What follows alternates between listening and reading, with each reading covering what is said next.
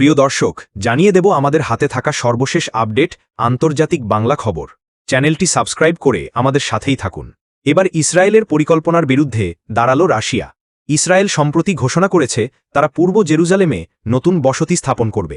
তবে দ্বিরাষ্ট্র সমাধানের আওতায় পূর্ব জেরুজালেম ফিলিস্তিন রাষ্ট্রের ভবিষ্যৎ রাজধানী হিসাবে বিবেচিত।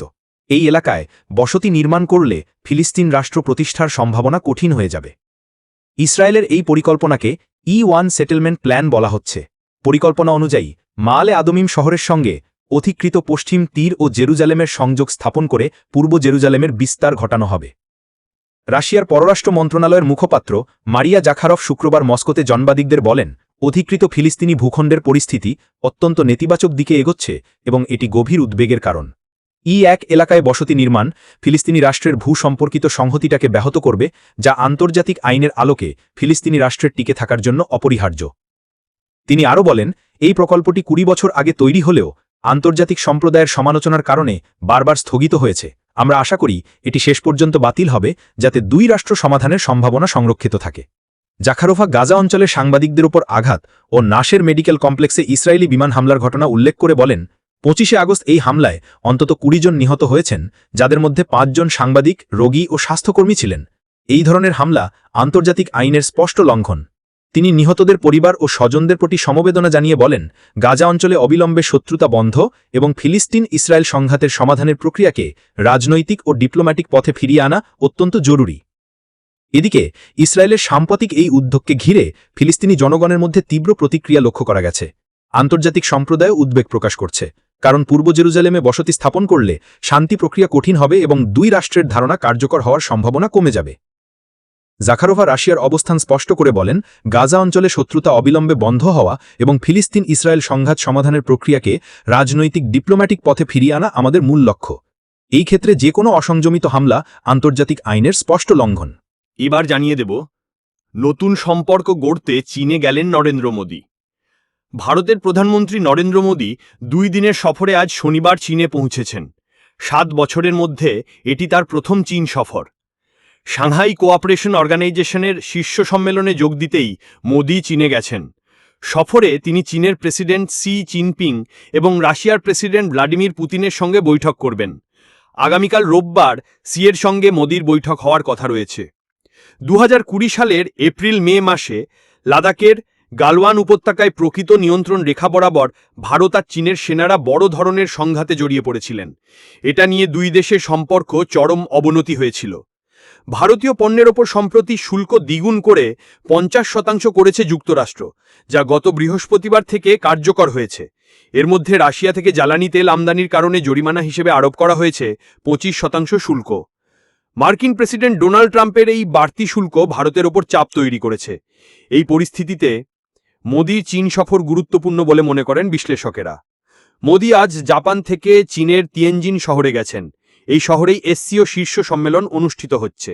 এর আগে গত শুক্রবার থেকে ২ দিনের সফরে মোদী জাপানের প্রধানমন্ত্রী ইশিবা শিগেরুর সঙ্গে এক শীর্ষ বৈঠক করেন। জাপান ভারত অর্থনৈতিক ফোরাম আয়োজিত এক অনুষ্ঠানে দুই প্রধানমন্ত্রী যৌথ মুখ্য বক্তা হিসেবে ভাষণ দেন। ইশিবা ও মোদী আগামী ৫ বছরে ভারতে জাপানের বিনিয়োগ ১০ ট্রিলিয়ন ইয়েনে বা $৬,৮০০ কোটি উন্নীত করার রূপরেখা উন্মোচন করেন। তারা এটাকে যৌথ দূরদৃষ্টি রূপরেখা বলে উল্লেখ করেন। আজ শনিবার সকালে তারা শিনকানসেন বুলেট ট্রেনে চড়ে জাপানের উত্তর পূর্বাঞ্চলীয় জেলা মিয়াগি সফর করেন। ভারত জাপানের শিনকানসেন দ্রুতগতি রেলসেবা প্রযুক্তির অন্যতম প্রধান ক্রেতা।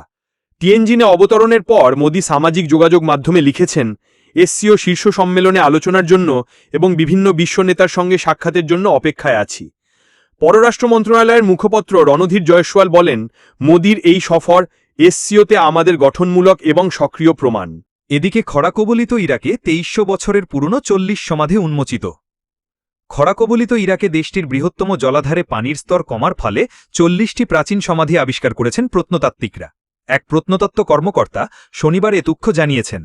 উত্তরাঞ্চলীয় দুহক প্রদেশের খানকে অঞ্চলে মোসলবাদ জলাধারের ধারে এই সমাধিগুলো খুঁজে পাওয়া গেছে, যা প্রায় ২৩০০ বছরের পুরনো বলে ধারণা করা হচ্ছে। এই স্থানে প্রত্নতাত্ত্বিক কাজের নেতৃত্বদানকারী দুহকের প্রত্নতত্ত্ব বিভাগের পরিচালক বেকাস ব্রেফকানি বলেন, এখন পর্যন্ত আমরা প্রায় ৪০টি সমাধি আবিষ্কার করেছি। ব্রেফকানির দল ২০২৩ সালে এলাকাটি জরিপ করেছিল, কিন্তু তখন মাত্র কয়েকটি সমাধির অংশই দেখা গিয়েছিল। তিনি বলেন, এবছর পানির স্তর সর্বনিম্ন পর্যায়ে নেমে যাওয়ায় তারা কাজ করতে সক্ষম হয়েছেন। গত কয়েক বছরে একই এলাকায় শতাব্দী প্রাচীন ধ্বংসাবশেষও আবিষ্কৃত হয়েছে, কারণ ইরাক 5 বছরের জন্য ধারাবাহিকভাবে খরায় ভুগছে। ব্রেফকানি বলেন, খরা কৃষি, বিদ্যুৎ সহ অনেক ক্ষেত্রকে প্রভাবিত করে, কিন্তু আমাদের জন্য, প্রত্নতাত্ত্বিকদের জন্য এটি খনন কাজ করার সুযোগ দেয়। ব্রেফকানি জানিয়েছেন, নতুনভাবে আবিষ্কৃত সমাধিগুলো হেলেনিস্টিক সেলিউসিড যুগের বলে ধারণা করা হচ্ছে। এলাকাটি আবার পানির নিচে চলে যাওয়ার আগেই তার দল সমাধিগুলো খনন করে দুহক জাদুঘরে পাঠানোর কাজ করছে, যাতে সেগুলো নিয়ে আরও গবেষণা ও সংরক্ষণ সম্ভব হয়।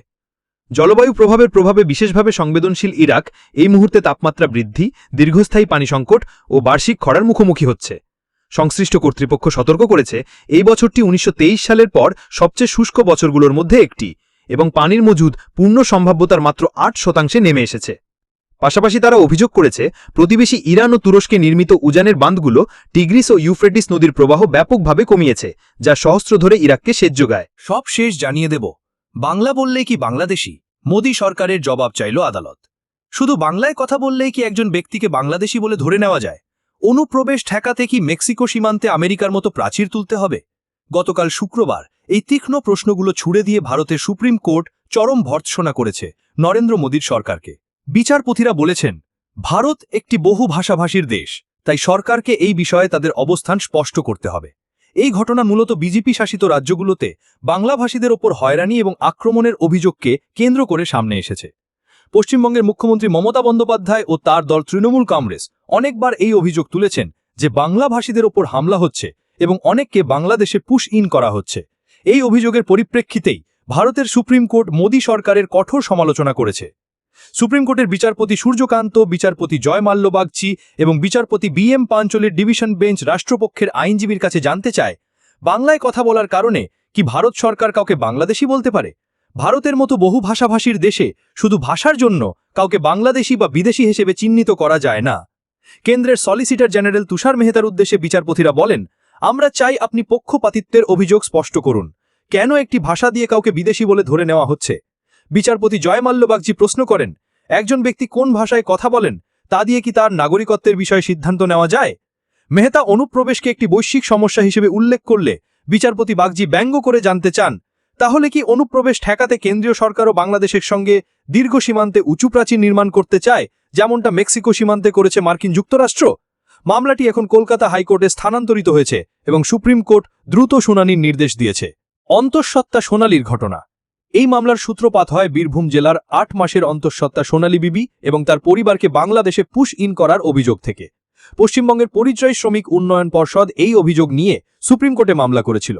তাদের আইনজীবী প্রশান্ত ভূষণ আদালতকে জানিয়েছিলেন, বাংলা ভাষায় কথা বলার কারণে ভারতের বিভিন্ন রাজ্যে বাঙালি পরিযায়ী শ্রমিকেরা আতঙ্কে রয়েছেন। তাদের অপরাধ, তারা বাংলা ভাষায় কথা বলেছিলেন, কিন্তু তারা পশ্চিমবঙ্গের পরিযায়ী শ্রমিক। কোনো পদ্ধতি অনুসরণ না করে তাদের ধরে নিয়ে বাংলাদেশে পুশ ইন করা হয়েছে, যা আন্তর্জাতিক আইনের লঙ্ঘন। তবে আদালত কেবল কেন্দ্রীয় সরকারকেই নয়, শ্রমিক সংগঠনকেও প্রশ্ন করেছে। বিচারপতিরা জানতে চেয়েছেন, এমন কোনো ঘটনা ঘটে থাকলে সংশ্লিষ্ট ব্যক্তি বা তার পরিবার কেন সরাসরি আদালতে আসছেন না, কেন একটি সংগঠন এসে মামলা করছে? বিচারপতি বাগচি জানান, দেশের নিরাপত্তা অবশ্যই দেখতে হবে, কিন্তু এই মামলায় দুটি সংবেদনশীল বিষয় রয়েছে। প্রথমত, শুধু বাংলা ভাষার জন্য কাউকে বিদেশি বলা যায় না। দ্বিতীয়ত, সোনালী বিবির ঘটনাটি অত্যন্ত সংবেদনশীল। গত 28 জুলাই পশ্চিমবঙ্গের পরিযায়ী শ্রমিক উন্নয়ন পর্ষদের চেয়ারম্যান সামিরুল ইসলাম অভিযোগ করেন যে দিল্লির দুটি বাঙালি পরিবারকে আসাম সীমান্ত দিয়ে বাংলাদেশে পাঠানো হয়েছে। এই পরিবার দুটির মধ্যে একটি হল বীরভূমের পাইকর থানার সুইটি বিবি, কুরবান শেখ এবং ইমাম শেখের। আরেকটি পরিবার মুরারি থানার দানিশ শেখ, সোনালী বিবি ও সাবির শেখের।